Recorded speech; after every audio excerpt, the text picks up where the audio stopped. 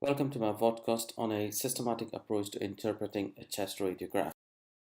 The intended learning objectives for this session are to introduce a systematic approach to reviewing a chest radiograph and to be able to recognize a few common pathologies. The approach I have been following is the ABCDE approach, where A stands for airway, B stands for bones and soft tissue, C stands for cardiac silhouette and mediastinum, D stands for diaphragm and pleura, and E for everything else, mostly lungs. We will be talking about the airway, by which I essentially mean the trachea. One of the important things about assessing the airways is to look at the trachea. The trachea can be deviated, it could be narrowed or obstructed. First, decide if the patient is rotated. The spinous processes of the thoracic vertebrae are in the midline. Rotation will cause these spinous processes to lie near either one of the clavicles. If the trachea is deviated, try to determine if it's pushed or pulled. Here we have an example of a large tension pneumothorax, which is causing a mediastinal shift to the opposite side. You can see the lungs are collapsed and the trachea is deviated to the opposite side. This is an example of tracheal pull to the same side due to volume loss post-pneumonectomy. You can see the trachea is pulled to the same side and there is white out of the lung post-pneumonectomy. This child presented with barking cough and inspiratory stridor. We see uniform narrowing of the subglottic airway. The diagnosis was acute laryngotracheal bronchitis or croup. Here we can see a large round foreign body centered in the trachea, well above the carina. In the next section, we will be talking about the bones and soft tissue. Bones form the highest density on chest x-rays. The bones seen on chest x-rays include the ribs, clavicle, scapulae, humerus, and spine. The sternum is not seen clearly.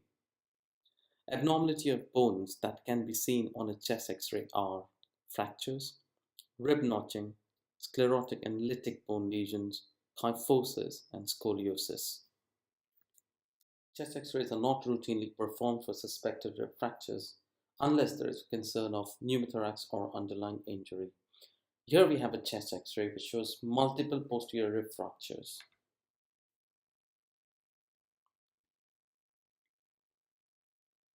Generally, older rib fractures appear as increased angulation and or increased density at the fracture sites due to callus formation. The bones may appear denser due to a sclerotic process or less dense due to a lytic process. You could also have a mixed process. We have lytic and sclerotic bones.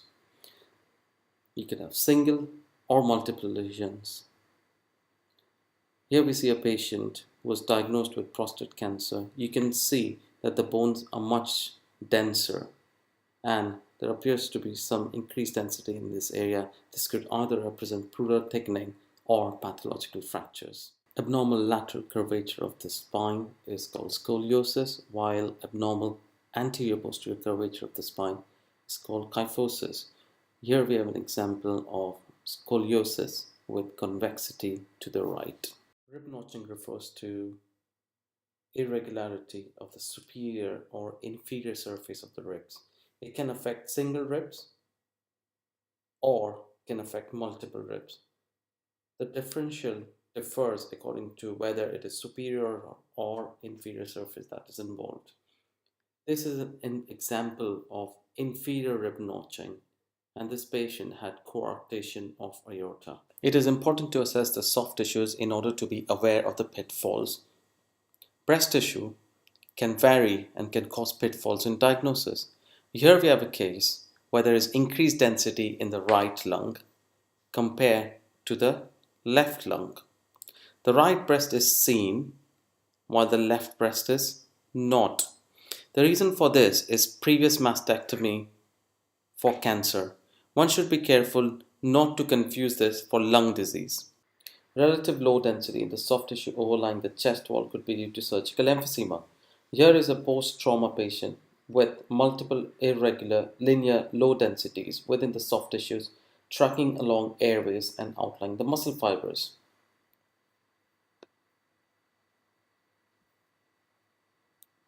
The cause for this was a pneumothorax with multiple rib fractures.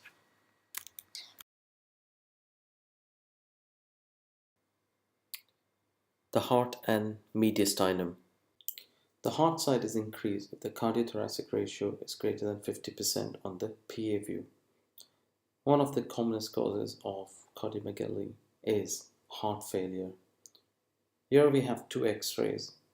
The first X-ray shows an increased heart size. You can see that there is increased upper lobe venous enlargement, which is in keeping with pulmonary venous hypertension. You can see a cardiac pacemaker, suggestive of previous heart disease. And also he's got septal lines, which are a sign of fluid in the interstitial spaces. All these findings are suggestive of congestive heart failure.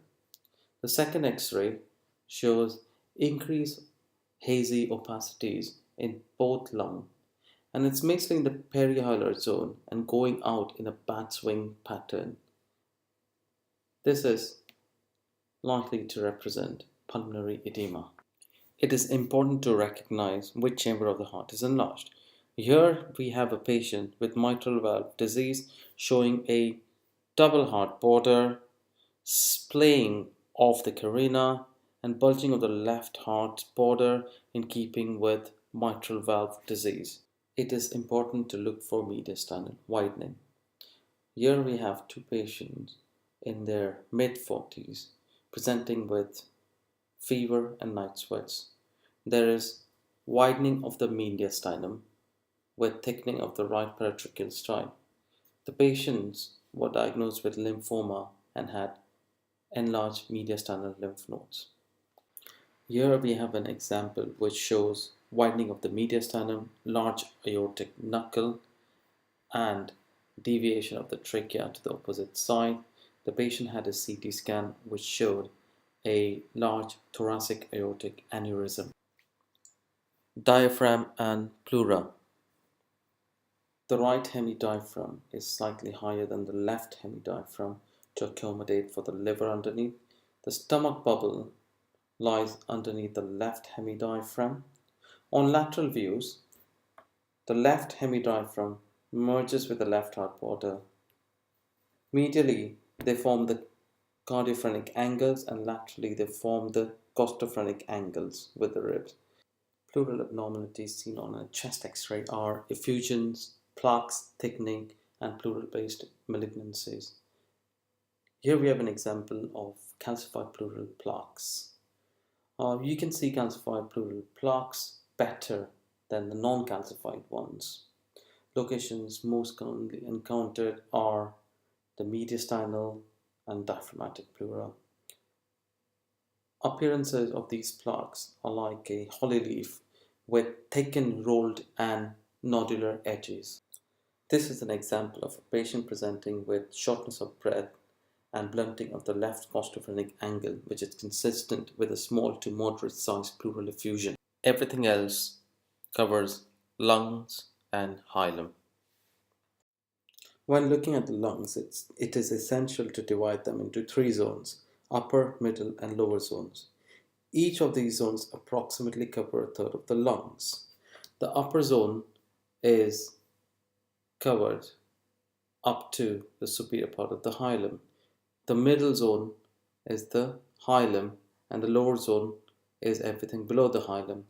One has to remember that these zones do not correspond to the lobes, as the middle zone can have the upper, middle, or lower lobes in that region.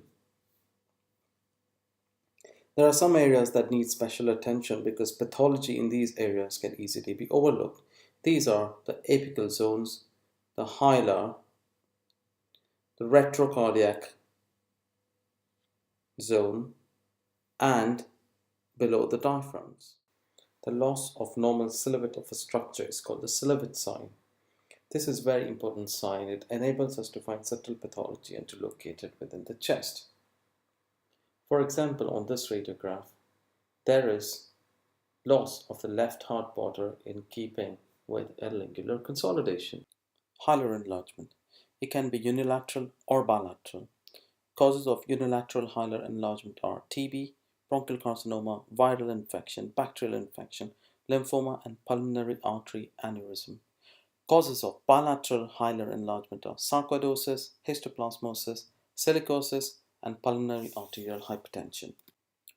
Here we have examples of bilateral and unilateral hilar enlargement. The first patient was diagnosed with sarcoidosis. The second patient was diagnosed with TB. In summary, have a systematic approach for reviewing radiographs, as this will make sure that you do not miss anything important and spot all the subtle abnormalities on a radiograph. Thank you very much for listening to this podcast.